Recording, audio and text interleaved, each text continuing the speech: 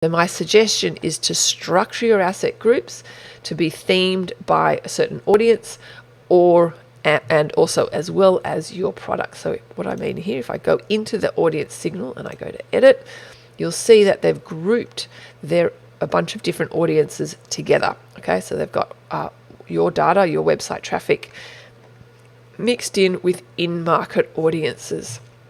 Okay, and I'm not suggesting that they don't test both of these types of audiences, you should separate them by asset group so that you can compare the sales that each audience is generating. Okay, so segmenting and structuring your campaign is really the key to, trying to optimize it.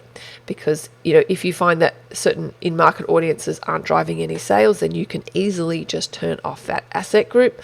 But by grouping them together, you don't have that level of information.